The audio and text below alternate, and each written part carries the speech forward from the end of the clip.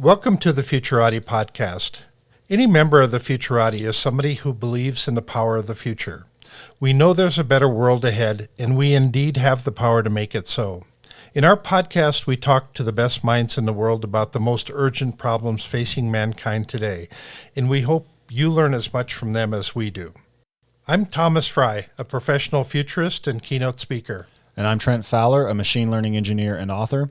Thank you for joining us.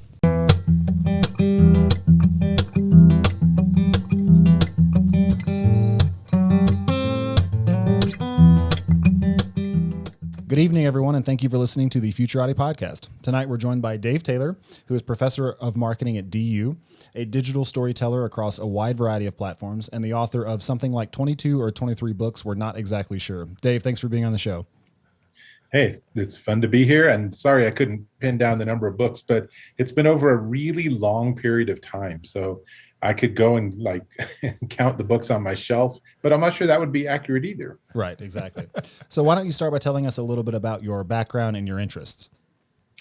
All right, well, let's see. I predate the internet. I actually got online back when we were using acoustic modems and people were hosting BBSs in their living rooms and had racks of modems. Tom, you might remember this. What are all these words you're saying? Acoustic modems. What Yeah, Trent doesn't even know about dial telephones. Yeah, so basically the idea was, what if we didn't actually have internet itself? How would we then have our computers talk to each other? And so they basically would phone each other and make phone calls and send data back and forth. So I was around through the whole birth of the internet, really. I actually attended the meetings where we discussed whether or not to allow commercial use of the ARPANET. Obviously, we decided to do that, which then went from being a bunch of universities to being like everything, including your light switch and your microphone. Right. And yeah, it's been a remarkable journey to watch all of this. And I don't think really anyone was prescient enough to imagine a world where like IP4 would run out of numbers and we would literally need to reinvent the protocol of the internet because there's so many devices now. And just in my own home, I would say that I probably have upwards of 70 devices hooked up to my Wi-Fi at any moment, from TVs to light bulbs to light switches to thermostats, you name it, it's probably somewhere on my internet. And no, that's not an invitation to turn all of this on at 4 a.m. Right. Yeah, one of the things that Trent didn't mention is that you end up reviewing lots of products, and people will send you products, and so you get to be a guinea pig of sorts and trying out gadgets and things, and then you can put either your blessing on it or you can throw it in the trash. Right. So much of your house is built around these gadgets. Yeah, I mean, I've had a smart-ish home for years. I always like to say that I have a smart home in dumb increments because, I mean, this is sort of the state of the art is you think, oh, well, wouldn't it be cool if like when I drove up, my garage door opened, my lights turned on, my coffee maker started, and maybe my TV tuned to whatever channel is showing the latest Hitchcock movie because it knows that's what I like. Well, that's 7 different companies using 4 different protocols. So the state of the art with smart homes is that nothing talks to each other, which is ironic because this has really been the state of networking for decades now. And if you ask any of these vendors, you go to someone like Samsung, they'll say, well, just buy everything Samsung and you've solved the problem. But that's not really a solution, So the interoperability of smart homes is definitely not there. And I think you see exactly that same sort of silo problem when you look at streaming channels, right? So I would really like to watch A Clockwork Orange tonight. Okay, well, I subscribe to Disney Plus and Peacock and Apple TV Plus and Xfinity and Netflix and Amazon Prime Video, and I have no idea which one has that movie, if any. And it's up to me to figure it out. That is a very broken system, even as bits of it, like glimmers of it, are remarkably futuristic. So, Tom, you live with 1 foot in the future, which really you should have bought a lot of Bitcoin a while back. So what's your take on all this? Do you think that we'll ever solve any of these fundamental interoperability problems? Yeah, I think something new has to come along and stomp all over everything we have right now. That's usually what it takes to solve some of these issues. These are not easy problems to solve, and especially when you get companies that are this entrenched in their own system of doing things. Yeah, the interesting thing is that actually Samsung's just obsoleting their SmartThings control center after having people for years invest in that for their home security, have it be able to work with Samsung phones and Samsung televisions. Some number counter looked at the spreadsheet earlier this year and said, we need to stop this product. We need to stop selling it and we need to stop supporting it. So they sent out an email to every single registered user saying, sorry, you got 30 days. Wow, and that is again, awfully abrupt. Yeah, or it might have been 90 days, whatever it was. It was still this sort of nightmarish scenario where, wait, you told me that if I invested in using yours as the underlying ecosystem, that I would finally have everything work together. Well, I'm not going to go buy a new 70-inch TV, and I'm not going to buy a new cell phone, and all of this sort of stuff. So how do I solve that problem? And I just feel like facets of the moment of time we're in are really fascinating. There's so much amazing technology out there. The idea that I can just put a watch on my wrist and it can monitor my health and tell me how to improve my sleep. That's pretty cool. But, don't expect to collect that data if you have an Apple Watch and an Android phone, because they don't talk to each other. Yeah. That is pretty remarkable. Yeah, Trent and I have been doing a lot of research on maybe starting a quantum computer accelerator, and we've kind of come to the conclusion that quantum computing is in the ENIAC computer era of advancement, and a lot of the industry is trying to solve the problem of should we use VHS or Betamax, and because there's competing standards. And so many of the industries that we've created today have never solved that problem. We just have competing standards all over the place. Yeah. Is there a rule of thumb, a good way of solving that? I think that the issue that we have is that we have signed up for the fastest possible technological evolution of products. And the cost of that is that the marketplace is the space in which evolution occurs. Okay. So you can imagine a different world where all the vendors get together and they all argue and then they vote. And you know what? Sony wins. We're just going to use the Sony system for the next 20 years. And that's the way it is. And we consumers never see any of the other possibilities. But we have a system instead where they just push out every possible thing. They have laser discs. They have Blu-ray versus, what was it, DVD-R, whatever it was. Do you remember that one year at CES, Tom, where they had little red and blue flags on every DVD player, and it would denote which of the two digital protocols that player used? Oh. And there was one company that licensed all the chips and built a player that could play both formats. And I'm pretty sure they no longer exist. Right. Yeah. Because you would think that would be a logical solution. But in fact, the market had to decide. And we had to pick Blu-ray so that the other technologies just went away. Because, of course, if you're like Paramount Pictures, you don't want to say, we're going to release this in 37 digital formats and 109 physical formats, because we want to make sure that every single consumer gets exactly what they want. I thought you were going to say that we either had to take the red or the green pill. It's all separate. As long as I have those cool sunglasses, we're good. Yeah, no kidding. So, I mean, where do you come down on that debate then? Do you think it would be wiser to have the vendors get together and have this sort of glacial process where they hammer everything out in advance? Because, I mean, I can see a number of problems with that as well.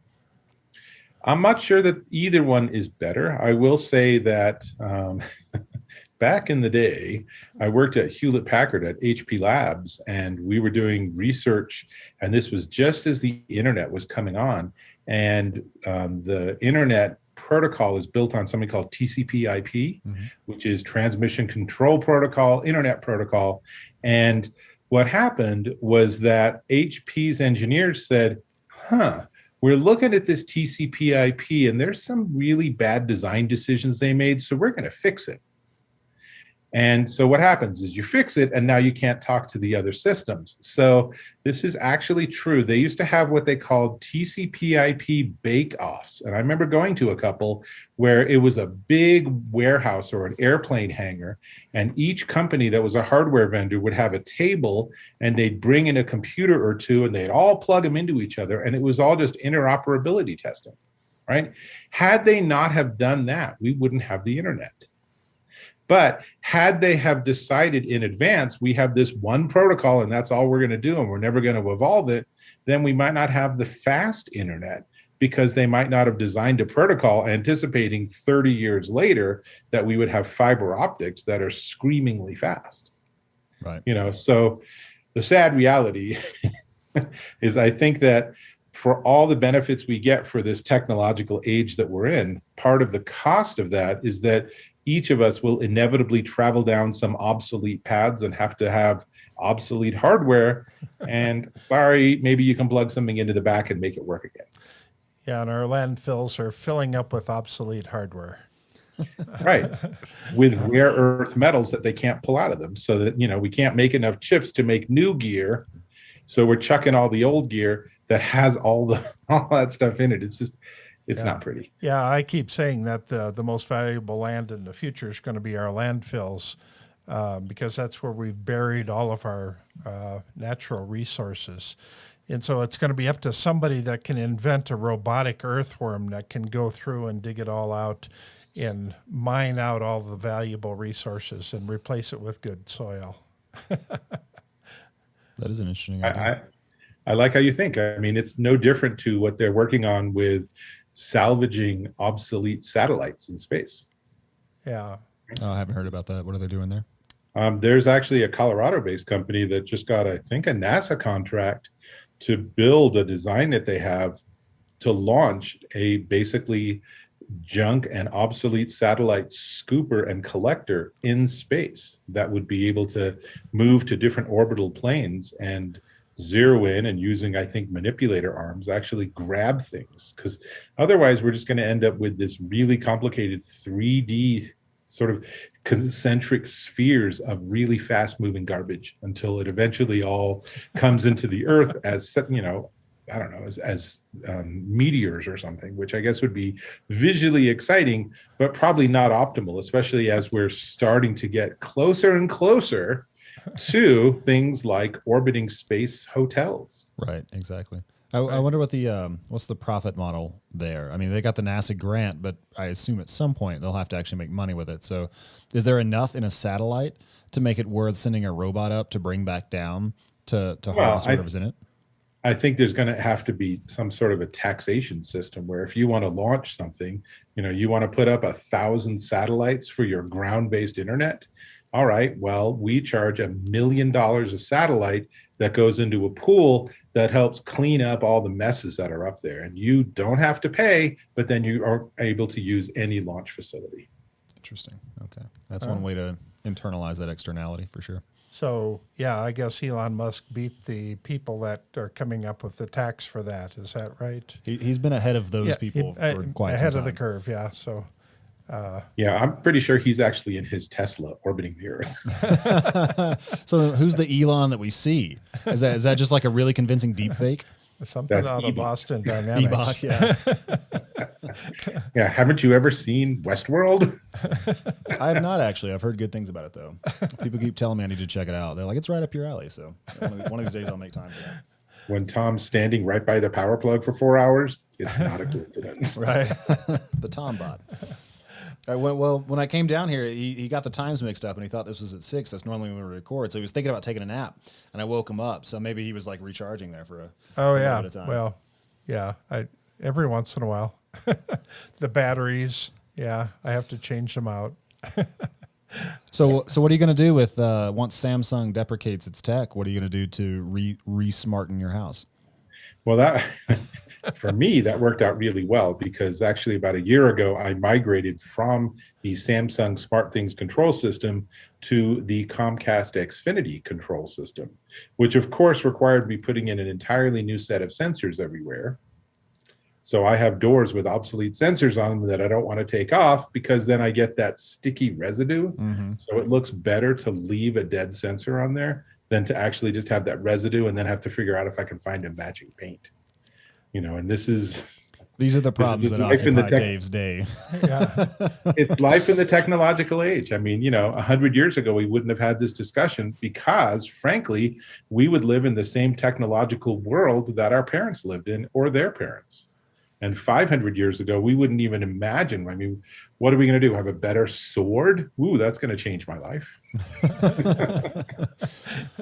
Interesting. Yeah. One side of Dave's personality that he actually goes out and watches movies and he does movie reviews. Yep. And he gets to evaluate all the.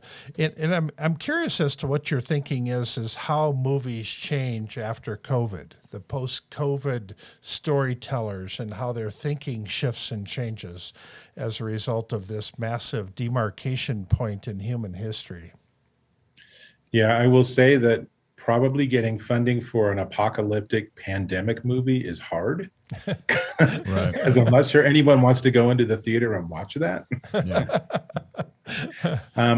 But I have to say that I think that it's going to normalize pretty darn fast. And we're already seeing that as the theaters are starting to open up, we're seeing people swarming back into the movie theaters because they really, seeing a movie, watching TV, really consuming any media has become a social event.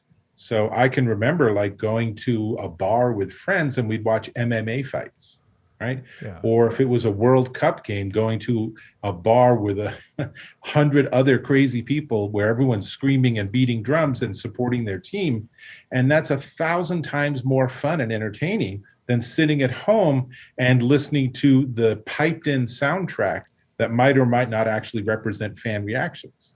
So I actually think that while this has opened up a lot of doors on the streaming side, and that has a lot of really interesting implications, I think the majority of people are going to get back into that movie theater as fast as they can.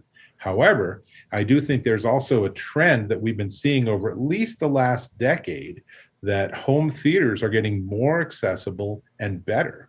So last week, HBO co-released Kong versus Godzilla. Right? Oh, that's right. Yeah. Godzilla versus King Kong. Yep. Yeah. My kids went and saw that in the theater. I was too busy, so I watched it on HBO streaming. And then we compared notes the next day. That was not an option a decade ago. Yeah. And I don't know whether it will go back. I think a lot of studios are missing out on that revenue stream. They're like, well, we made 60 mil, but we were kind of anticipating making 600 million on that. And channels like Netflix and HBO can't just say, here's $500 million. So now you've, made up all that lost revenue.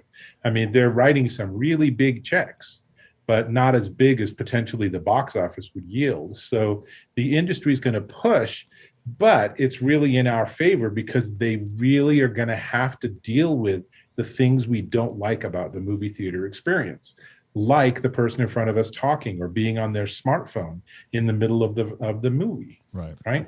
If I'm at home, I can pause the movie and go to the bathroom. So if my kids are on the phone, whatever, I'll watch it again in an hour. But if I'm in a movie theater, there's very little more annoying than someone 7 rows down texting their friend with a nice bright screen in a dark scene in a dramatic movie. Right. That's why I take squirt guns. Or a sack of pennies. Nice little blow dart. Yeah, the Alamo is where I watch a lot of my movies. So there's more money than ever out there for original content for movies and television, and so anybody that wants to get into this industry, that's probably the best opportunity now that's ever been in all history. And I'm curious as to what you're thinking is how that changes the makeup of things, because I mean Netflix is dumping billions of dollars, Apple and Amazon Prime, they're dumping billions into original content, and so every mom and pop studio can suddenly start making movies, and some of it is not very good. That was put very, very nicely. I mean, it is really a golden era. There is an amazing glut of excellent content. I mean, every single week I'll just be poking around on something like Amazon Prime and, oh, what's this series from 17 years ago that I'd never even heard of? And I'll start watching it. It's like, this is really good. Yeah. How is this has been in obscurity and it never made it on commercial TV? Because now, just like we saw with the rise of the internet and the web itself, is now we can have smaller communities that are enough to make something be successful. And so you're right that from a streaming perspective, it's a fantastic time to be a content producer, and you can make it for a smaller and smaller and smaller audience. So if you want to make a movie that's a mystery set in a community of transgender youngsters, okay, well, maybe the WB isn't going to be picking that one up because they might think there's not enough general audience. Right. But you can find a smaller channel. You can find a smaller venue for it, or you can publish it yourself. Just put it on something like Vimeo in super HD and just start spreading the word. And you only need thousands or tens of thousands of views to start using that as a stepping stone to bigger productions. And I think that's fantastic, because for too long, media has really been managed and controlled by the people that are in control. And so things all had a very homogeneous look. I love old movies, but man, they all sure look alike after a while. Yeah, I don't doubt that. That's sort of the dynamic we've seen with the rise of YouTube influencers and content creators as well, right? Just that once you have the platform, you don't need that much for it to be profitable and to be able to make it work. Yeah, absolutely. And again, that's the example of sort of self-publishing and making a success of it. And, the sort of modern influencers and that on the TikTok and all that, I think that tends to be more novelty driven. And, I'm kind of jealous of these people that do crazy stunts in their front yard and earn $1 million a month. Right. But there's also really dozens of them across billions of people on our planet. So, what's the next step down? What's the next step down? What can I tell my teenager that instead of going and working for minimum wage at McDonald's, start your channel and let's start thinking through what could you show that will garner some advertising revenue, which will pay you at least the equivalent of minimum wage while you're actually exercising your creative muscle instead of your drone muscle. I think that's really compelling. Yeah, and we circle back to Westworld, of course, because once we have really good robots, then they're the ones working all these minimum wage jobs. Yeah, no doubt about that. I find that really compelling because that's not something that's taught in high schools or colleges or business schools or really anywhere. It's how to find a niche, and how to develop an information product around that and target an audience and provide value and capitalize on it. All of that is sort of a graduate course in entrepreneurship that you really can't find anywhere other than just to go do it. Right. And I think that part of the challenge with that is that you don't have to be a millionaire. You don't have to make a ton of money. So I don't know if you know this, Tom, but I spent a year on the internet marketing circuit, and I was going to all these conferences where speaker after speaker after speaker was selling their coaching program from the stage. And if you are one of the first 7 people to sign up, I'm going to throw in this second course for free. And people were like running to the back of the room to sign up for this $1,000 course. It was a startling experience. But I remember going out on stage once and saying, if you make $275 a day, you need to take a deep breath and stop, because you're making $100,000 a year and you're doing better than 96% of the world. So what's the rush to double that? Why isn't that enough? Maybe it's time for you to look a little bit inside and ask, what do you really need to be happy? As opposed to having this personal goal of double your revenue every year. And I can tell you that the other speakers got really upset with me because what they sell is they sell the dream of you being Elon Musk. Yeah. But the audience members, people came up and gave me hugs and they were like, thank you for giving me permission to not have to buy every one of these courses and make $1 million a month. And Tom, I know you've seen the same thing because sort of part of the community of the NSA, the sort of professional speakers, is that you want to like get them to like buy into your vision of the world. And yeah, it might make them better, but hey, it makes you $50. And if 1,000 people make you $50 each, you're doing pretty well. Yeah. There is that small group in Speakers Association, but it's a pretty small group though. You should package this up into a therapy course. Yeah. And sell it for $1,000. Yeah. And the first 7 people who sign up with code Futurati Podcast get a But if your name is Trent, then I'll give you $100 discount, son, and send you one of my 22, 23 books, whatever the hell it is. An indeterminate number of books, but you'll get some of them. Really, I'll send you a book on something for some reason. I'll give you a random box of stuff from my house. Oh, I do that actually. Some of these old sensors, yeah. Yeah. Yeah. I've been to Dave's parties at his house, and he actually is giving away stuff that he's reviewed in the past, and it didn't quite cut mustard, so that he didn't want to keep it in his house. So I see. Yeah. That's a good way to get a Zune or a 5th generation BlackBerry or something. A flip phone. A flip phone, yeah. I think I might still have my BlackBerry Pearl somewhere, and I know I have my Zoom. Oh, in fact, I remember when Microsoft offered to send me one, I'm like, can you send me 2? Because I want to demonstrate how they can talk to each other. And I literally don't know another person on this planet that has one. And they got really cranky. So they sent me one, and I couldn't demonstrate that feature. No. It's like getting the first fax machine. Yeah, you just have to wait till all the spammers show up. Who do you fax to if you only have one machine? I still feel like somehow you would get a spam fax from someone.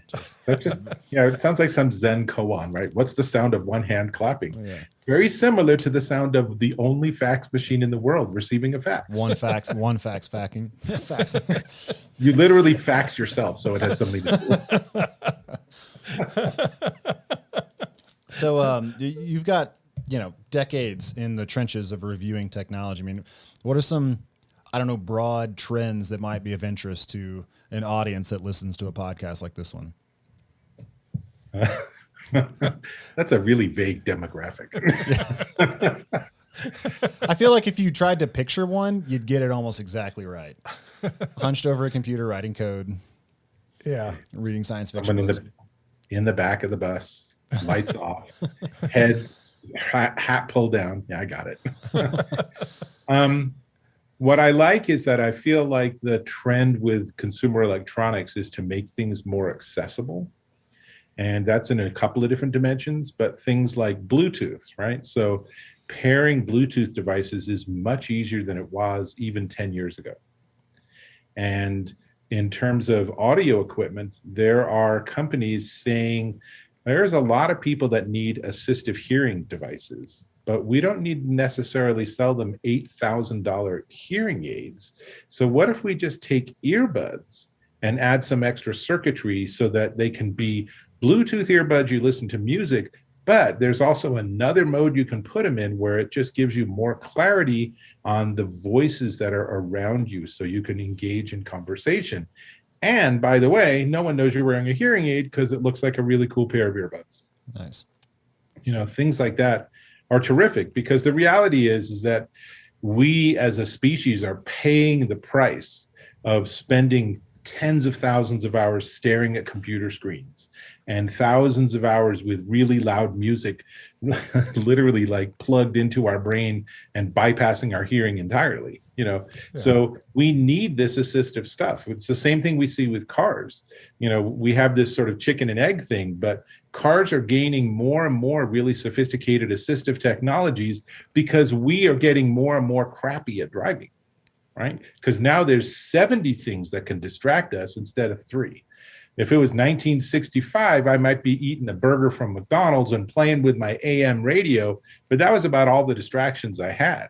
I certainly didn't have a cell phone giving me the update on the latest TikTok from my ex-girlfriend who I'm really mad at, and I don't want to see it, but I'm driving and I'm in traffic, and thank God my car is paying attention to the car in front of me because I've just already lost my attention span. Interesting. So you and I have gone to the Consumer Electronics Show for many years out in Las Vegas. This year was the first time it was virtual. What do you think was lost in that? How would you quantify the pieces that were left out because of that? Well, let's see. Trent, is your audience G, PG, R, X? I think it's fair to assume they're at least PG-13. Okay. We've sworn. We've used swear words. Okay. So basically, this year's CES was like having sex with someone who wasn't actually in the room at the time. I'm sure no one in our audience has any familiarity with what that is like. It was super disappointing. I think the organization that runs the Consumer Electronics Show was woefully underprepared to do something interesting, because I've seen like little PR agencies have done little virtual events that were better than CES with its thousands of dollars per vendor and thousands of vendors still participating. So I don't even know where all that money went, but that's, I guess, not my problem. Right. What was it like? I mean, I don't know anything about it. What happened? Like, how do you arrange something like that? Yeah, how many hours did you spend watching? Well, mostly I was just digging through the database, and my experience is that you end up, if you think about something like the Consumer Electronics Show, where there's probably 15 or 20 miles of exhibitor booths. Yeah. So you end up really spending the majority of your time at a trade show going from vendor to vendor. Yeah, right? and so you lose the discoverability. You don't discover. Right. Well, you lose the discoverability, but your time-wise, you also gain like 70% of your time. So you can go and talk to a vendor, and then boom, you're at the next vendor, right? Because it's just one click away. Yeah. But there was no discoverability. There was no, since you checked out the Samsung booth, you might be interested in 4 other companies that are part of its ecosystem. I mean, they didn't do anything like that. So it was sort of old school business where we were just wading through hundreds and hundreds and hundreds of press releases, each of which was from a PR person that earnestly was saying and sending multiple messages saying, can we meet? Can we schedule? Can I get on your calendar? And it's just like, there are 700 people wanting to get on my calendar. And I don't care if I spend the next 30 days doing this. It's going to be a nightmare. I won't remember anything. And no, I don't actually care about your company product. And it was just really hard to do that. Whereas, as Tom well knows, when we are at a physical CES, there is that discoverability. And I say it's sort of the same thing as the difference between like looking on Netflix and going to Blockbuster. Right. So part of the experience of going to a Blockbuster or a library or a bookstore is that you go and you're like, oh, I want to go see what Douglas Preston's written. And you go straight to that section and you look at his books.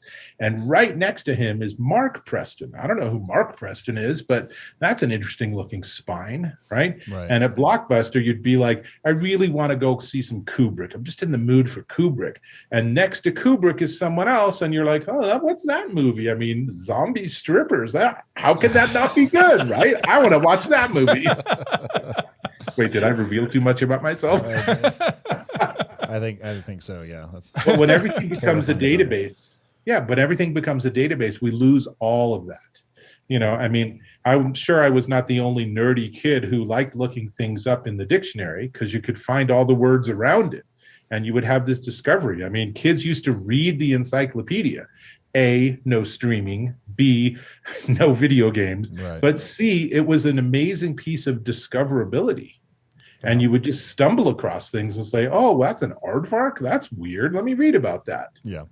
And that's gone. I mean, our society just has not valued that as a way of, I guess, consuming or processing information. And so everything becomes, I go on Netflix, I do a search, it shows me that match, I watch that movie, I'm done.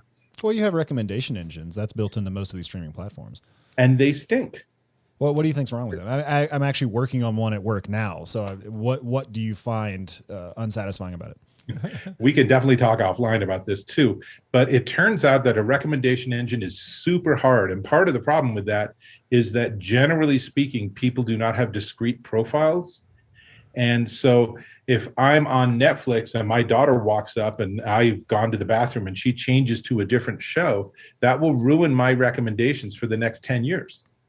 Well, there is that problem. That's true. Right. And then recommendations tend to be statistical. So like people that liked this movie also watched this movie and didn't turn it off in the first 90 seconds. So therefore, that's a movie you'll like too. But you don't know why I watched the movie I just watched. Maybe it was for a school assignment. Maybe I watched it and hated it instead of liked it. I mean, it's interesting that Netflix took away the ability to rate movies. Interesting. I hadn't noticed that.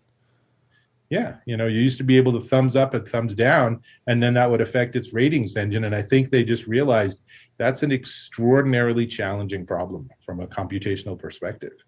I really would like to have recommendation engines, and I know a lot of sites try to do that with books or music or videos or TV shows or something. But generally speaking, my experience is that it's extraordinarily shallow and it's mostly just statistical.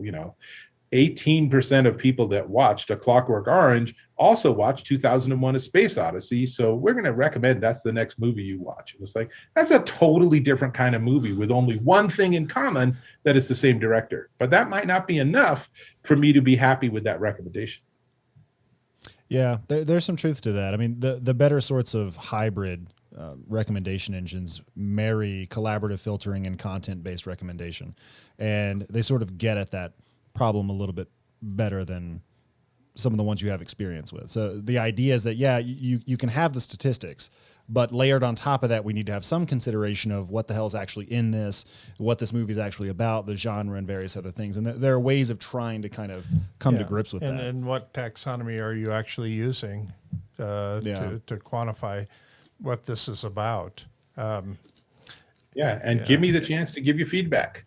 We're going to recommend this movie. How'd we do with this recommendation? No. But who knows? Maybe tomorrow I could do the same thing and get the same recommendation and say, damn, 2001? Yeah, I'm totally down for watching that. And then that becomes problematic because we're not the same people day to day. Yeah. And having a teen daughter living in my house, I can assure you she's not the same person every day. I have a 4-year-old daughter, so all of that is in front of me, all that joy. You're already there, buddy. Yeah. She can be pretty cantankerous, and she's very strong-willed. Well, plus we're in different moods all the time, too. That's true, yeah. Yeah, emotionally we're not geared up to watch some things one day, might be the next, but... If only we had solved that silo problem that Dave was bitching about at the top of the show, then his Apple Watch could talk to Netflix and be like, Dave's not feeling 2001 right now. Yeah. Yeah, it's like your little mood ring that's an internet connected mood ring. It's like, ooh, you're in a really purple mood today. People in a purple mood who watched this movie enjoyed this movie. Which probably would work better, actually. $1 billion idea. That's $1 billion idea. Yeah. We actually, this morning we interviewed Elaine Pofelt on her book, The $1 Million One-Person Business. So these people who scale up to $1 million annually in revenue who don't have any full-time employees. So I think somebody could take what we just did and run with it and make $1 million one-person business. Yeah. Well, and then take 10% of your revenue and donate it to a worthwhile charity. Thank you. Yeah. Or your favorite podcast, just throwing that out there. Well, no, and then 30% to your favorite podcast. There Better the heck be Trent or you're offline. There you go. So you're doing lots of movies right now yourself, lots of video work. How are you leveraging that in your storytelling efforts? Right. Well, I mean, I believe that all communication is fundamentally storytelling. I believe what we're doing right now is storytelling. And what we're trying to simulate with this podcast is the experience of us all, including you, the listener, sitting around a fire, having a conversation. And the only piece that's missing, sadly, is you, the listener, saying, wait, can we go back? Can you talk about that again? Because I didn't understand that piece, right? So there's like a little bit less feedback loop. But fundamentally, I think that we humans are wired to want to hear stories. And so the purpose of any educator, the purpose of any entertainer, really the purpose of like much of how our government communicates with us has to come from that place of stories. And so that's really what I'm looking at. And I do a lot of YouTube. I do a lot of writing. I work with a lot of companies. You know, I'm a mentor for startups. I obviously teach at the university. But all of that is all about me trying to understand, how do we tell stories? What makes a compelling story? And how can I convey a complex and interesting idea, or maybe spread a meme from in the more sort of traditional, like Richard Dawkins sense of it, you know, and convey ideas that I would like to infect people so that they might behave a little bit more in alignment with how I see how the world should be. Now, when you try to monetize that, boom, right to the money, Tom. In the back, in the back of your head, though, you always have the money motive hanging around there, and you know that certain things that you do will generate more money than others, and certainly we saw that last year. I mean, any news headline that came out that had the word COVID in it got more views than ones that didn't. Now, how does that affect your the way you think about storytelling in the online world, or does it? I'd like to say that it doesn't too much. I feel like I have maybe a bit of a blessing that I've worked so many years that I have a solid enough position that I don't have to constantly ask, how will this generate revenue for me? So I definitely do things for fun, like reviewing movies. I will be completely candid. I don't get paid for that. You know, I'm lucky if I get to see the movie for free, but I'll still do it and still spend hours writing a movie review or something, because I enjoy that form of media. And I enjoy being able to be plugged in, even just a tiny bit, even just like being able to get invited to digital Hollywood events by Variety or you know, the Hollywood Reporter or something. So I find that really fun, but that's really like a cost center for my sort of personal Dave world. So not everything I do has a profit motive. But when it comes to like YouTube, again, it's that trade-off. I will often review products that I want to play with, or I want to try, or, you know, right now I'm using a really nice couple of $100 Audio-Technica microphone they sent me to review. And it was like win-win. I want that microphone. I can review it fairly and honestly. And then, assuming it's good, which it is, then I can actually use that for years to come, you know? So I don't generate a ton of revenue off of my video content per se, but I definitely get some really cool gear out of it. And a lot of the companies will come to me, or other companies will come to me and say, you clearly have deep expertise in producing video content. Can you work with us on this kind of content too? And it's just like, yeah, I could do that. It's going to cost you. And they're like, that's all right. That's what we're ready to do.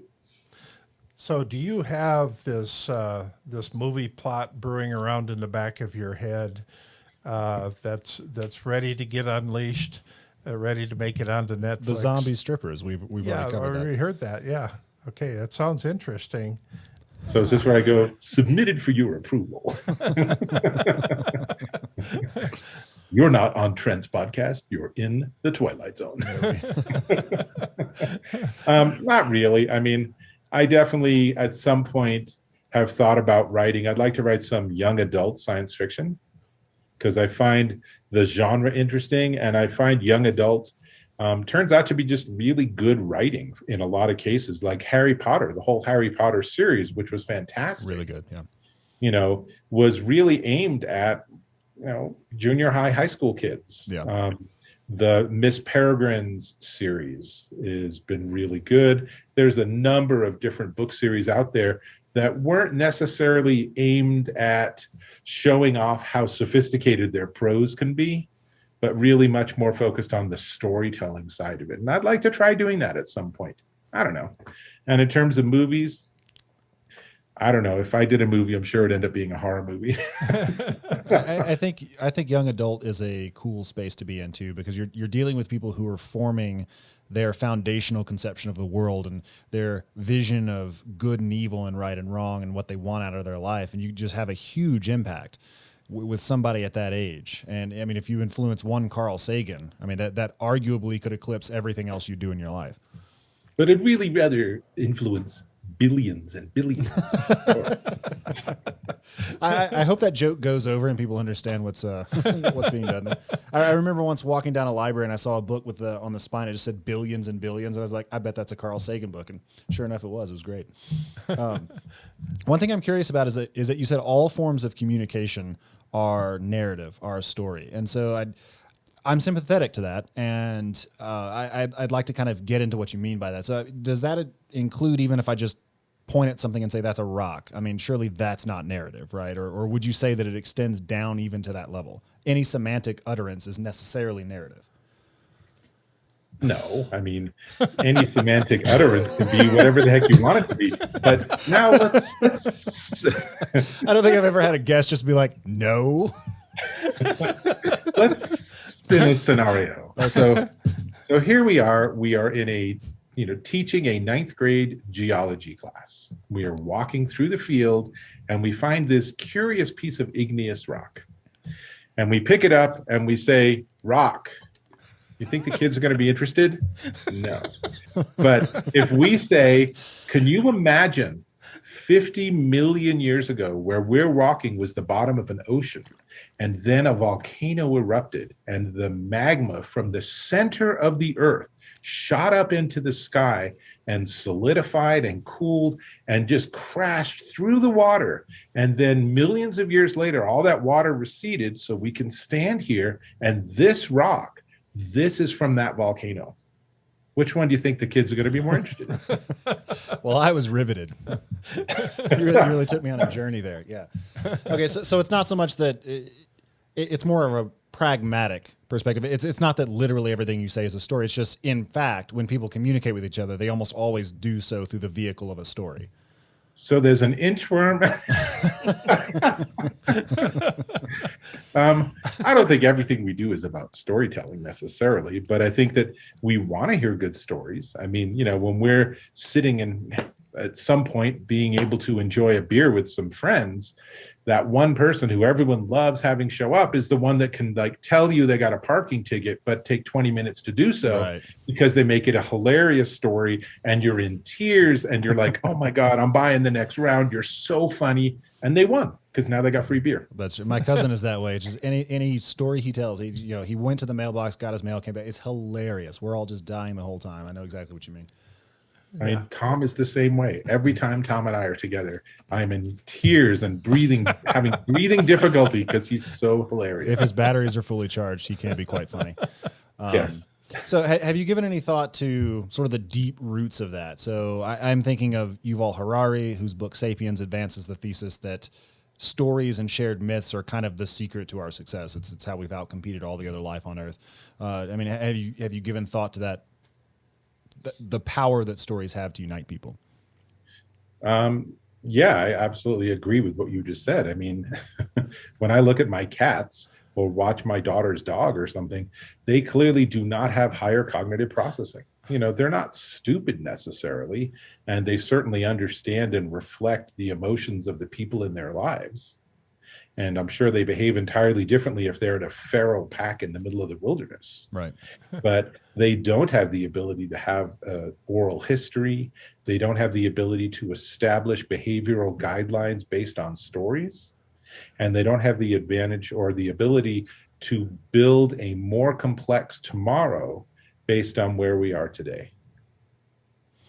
How do you think story has changed over time? Well, I guess I want to ask two questions. What do you think has stayed the same, and what do you think has changed dramatically as a result of us all migrating onto the internet, to social media, going through channels like YouTube or these other platforms that are available now? I mean, some things have changed, some things are the same. What are your thoughts on that? Hang on, I got to check my text messages. Okay. That's what's changed. What's changed is that we as a society have tacitly agreed that duration of attention is not an important currency. And we could classically go back and blame MTV, because MTV got a brunt of this when they introduced music videos, and those music videos had cuts, right? I mean, I guess D.W. Griffith did it first with things like Birth of a Nation, where he actually said, instead of having a linear movie show you minute by minute what's happening, we can actually cut that movie and create tension and create emotions by using cunning editing. But more and more over time, we expect the world to move faster. And you can see this where, you know, when Tom was a teenager, if he wanted to communicate with grandma, he would write a letter. And if she wrote back in 3 weeks, he would be really psyched. It's like, wow, grandma's on the ball. This is so cool. Imagine my letter traveled halfway around the US in a week. That's amazing. Yeah. And now, if I text my son and he doesn't respond in like 4 minutes, I'm calling the police. Like, something's wrong. What the hell? Exactly. You know, are you in a gutter somewhere? Right. Yeah, I was talking about that to my fiance the other day, that once upon a time, not very long ago, 20 years ago, when somebody left the house, you had no idea what was happening in their life, what they were doing, whether they were alive or dead. And I find that so alien now, because for my whole adult life, I've always been able to keep tabs on everybody, you know, and we text back and forth and, you know, exchange information, or don't forget to pick up milk on the way home. But no, when Tom was a teenager, when you left on the covered wagon, I mean, God only knows if you're coming back. You had to fight off the damn dinosaurs because of those igneous rocks. Right. That came through the ocean and through that whole majestic journey that Dave walked us through earlier. Let me test your futurist thinking here. What's the act of watching television going to be like 20 years from now? I mean, are we still going to be looking at an appliance in the front of the room? Will we have digital wallpaper? Will it be a projected image? Will it be three-dimensional? Will we interact with it? Can we touch things and buy things? Can we change the plot line? Can we make I'm sorry, I thought you were asking a question, not 109. I will say that we will have the ability to have a more interactive experience, but I believe that it will be the case for a very long time that people will nonetheless default to a consumption experience. And you see that with the internet, right? So there might be tens of thousands of people producing content on the internet, but there are billions of people using the internet every single day. So that disparity, I think, reflects a perfectly reasonable differentiation in our society between creators and consumers. And I think that will continue to be the case for all media through all time. I mean, I can connect with my favorite author and we can have a dialogue. Sure, maybe there's an AI, the Stephen King AI, and we can, you know, the AI and I can create this super creepy horror story. But more likely than not, the AI will start talking and I'll shut up and I'll be like, even if you're not really Stephen King, you're a hell of a storyteller. I just want to listen. Right. Okay. Well, there was that Black Mirror movie, The Bandersnatch, and I never watched it. I don't know how it did, but I know that was one of the more high-profile experiments in choosing your own movie ending or something like that. So I know you're a big movie guy. Did you watch that? Do you think it failed? Is it the harbinger of future developments in that area or not? I thought it was super interesting, and one of the challenges they had was that it turned out that to need a lot more sophisticated technology than most of the Netflix devices people used. So I couldn't watch that on my Apple TV. I had to use my computer because it was a more interactive device. But you could tell that they actually had been testing it and really were careful not to disappoint people, because the basic story was that every so often there would be a decision point. And you, the viewer, could make that decision. And then you would go on a different path through the content based on, does he jump? Does he not jump? Does he hit this person? Does he give them a beer? Right? But you could get to dead ends. And the way they designed it was that if you got to a dead end, it would automatically back you up to the previous decision point so that you could make the other decision to see what would happen. Interesting. right? And it was like they were afraid to have people say, what do you mean that he like got married in the end? He died in the end. What are you talking about? You know, it's just like the movie Clue. When Clue came out, they had, I think, 5 different endings, and they would randomly put them in different movie theaters. And so you could go, imagine going to watch a movie the second time and you're like, wait, it didn't end that way. That's weird. Interesting. Right? So as a gimmick, it's fun. But the fact is I think that as much as we want stories, we also want predictability. I mean, this is why your 4-year-old wants you to read the same book every night, even though you're like, can we read like one other book? Can we alternate between 2 books? Right. No, let's watch Frozen again and again and again. And I have no idea what that's like. Yeah. Right? But that repetition is safety and comfort. And I think that that's going to be cognitively our biggest obstacle to creating amazing, interactive, fully immersive experiences in media in 5 or 10 years. One of the things I wanted to ask you about the shortening attention span is this opposite trend I've noticed as well. And I completely agree. It's manifestly the case that we are losing the ability to keep focused on one thing at a time. But it's also the case, I think, that you've got shows and universes like Game of Thrones, for example, or Lost, where it is orders of magnitude more complicated than anything you would have found on television, a decade ago. So I guess in the closing minutes here, like, do you have any thoughts on how those two things play out? I think that the producers are rewarding us for being able to pay attention, and I think that's excellent. I love Game of Thrones. I used to have watch parties every 2 weeks. My friends would come over and we'd watch 2 episodes, and they'd be like, oh my God, it's so-and-so. And I'd be like, who is that? I'm like, he was in like 43 episodes ago and then he vanished. So I don't have the best memory for these sort of shows. Right.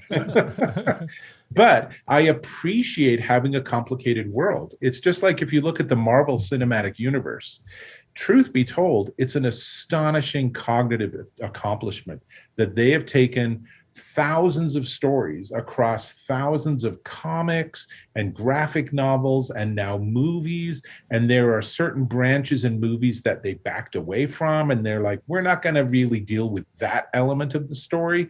But things all fit together in an amazing way. And a film that comes out in 5 years will still fit into that universe. No one bothered to do that 50 years ago. Right.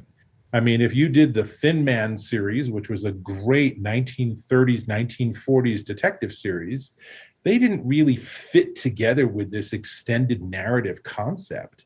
But now we really do expect that from something like Lost or something like The Sopranos. I mean, don't put me in episode 4 and say everything in episode 3 didn't happen. Right, exactly. That's really disappointing. Then it's just like, now it's just episodic TV and now I'm not engaged because that's my expectation. I kind of want to end this interview in the middle of a sentence now. and nobody's going to know. I do. So let me just finish it with one more. All right, Dave Taylor, thanks so much for joining us. It's been good fun, guys. Thanks. Thanks.